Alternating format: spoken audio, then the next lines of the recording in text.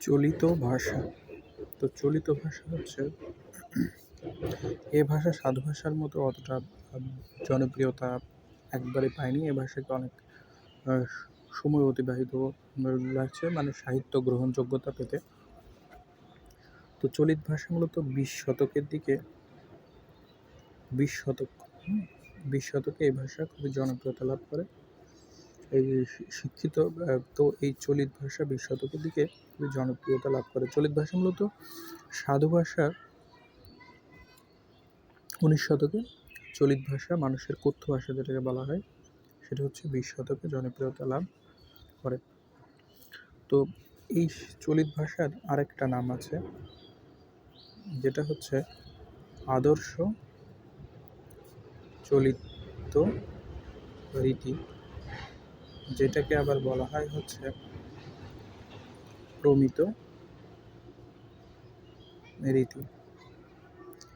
এই প্রমিত রীতি বা আদর্শ চলিত রীতি মূলত কলকাতা অঞ্চলের ভাষাকে কলকাতা বা নদিয়া মানে চলিত ভাষাটা নিম্ন শ্রেণীর ভাষা হিসেবে পরিগণিত হতো। এটা নিম্ন শ্রেণীর ভাষা। তো এই নিম্ন শ্রেণীর ভাষা একবারে ব্যবহার করার অতটা সাহস পায়নি কোনো সাহিত্যিক। তো এই চলিত ভাষাকে একটু পরিশালিত করে এবং একটা অঞ্চলের ভাষাকে নিয়েই এই হয়, যেমন কলকাতা ও নদিয়ার চলিত ভাষাটা খুবই শুদ্ধ ছিল তখন। তো এই শুদ্ধ ভাষাটাই তারা গ্রহণ করে, সেইটাকে বলা হচ্ছে প্রমিত ভাষা। মানে চলিত ভাষার আরেকটা রূপই হচ্ছে প্রমিত ভাষা, একেও বলা হয় আদর্শ চলিত ভাষা বা চলিত ভাষা বলা হয়ে থাকে। তো চলিত ভাষার বৈশিষ্ট্য হচ্ছে এ ভাষাকে মান ভাষা রূপে ব্যবহার করেন সেই ব্যক্তিটার নাম হচ্ছে প্রমোদ চৌধুরী।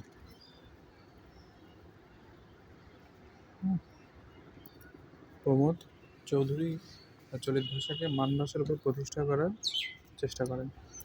তিনি সাহিত্যে যখন চলিত ভাষার ব্যবহার দেখলেন কম, তখন তিনি চলিত ভাষাকে সাহিত্যে ব্যবহারের প্রয়াস চালান এবং চলিত ভাষার একটা সবুজপত্র নামে একটা সাহিত্য পত্রিকা, সবুজপত্র নামে একটা সাহিত্য পত্রিকা প্রকাশ করলেন। সেখানে শুধু চলিত ভাষায় সাহিত্যগুলো প্রকাশ হতো। সেই সবুজপত্র পত্রিকা ১৯১৪ সালে তিনি প্রকাশ করেন।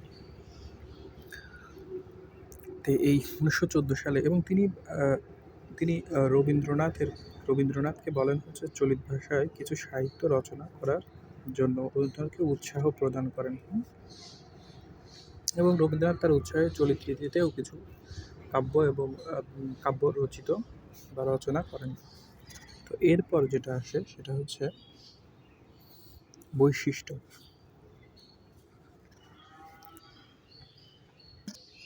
এরপর যেটা আসে সেটা হচ্ছে বৈশিষ্ট্য।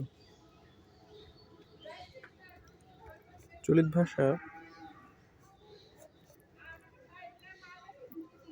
ভাষা হচ্ছে গুরুগম্ভীর নয়।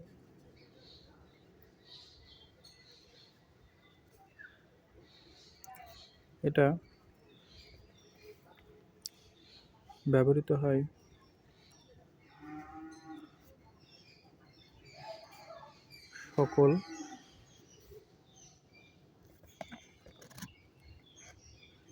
সকল শ্রেণীর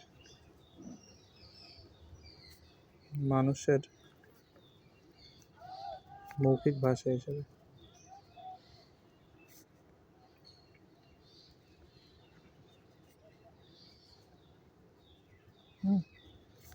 তো ২ নম্বরে যেটা আছে সেটা হচ্ছে এ ভাষাটা তদ্ভব শব্দবহুল।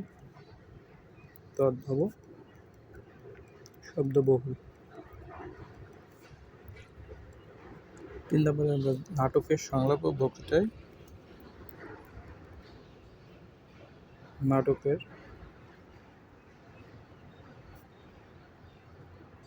সংলাপ ও বক্তৃতায়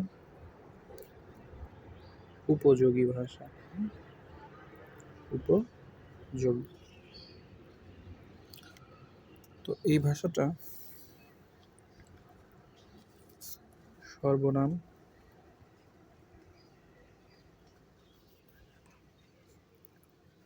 ও ক্রিয়াপদের সংক্ষিপ্ত রূপ ব্যবহৃত হয়। যেমন তার সংক্ষিপ্ত রূপ তাহার, এটা সংক্ষিপ্ত, এটা বিস্তারিত, এটা চলিত, এটা সাধু, এ নিয়ে নাই। করিব, করব, সেটা নিয়ে অনেক বলা হয়েছে। এটা হচ্ছে সাধু চলিত রীতির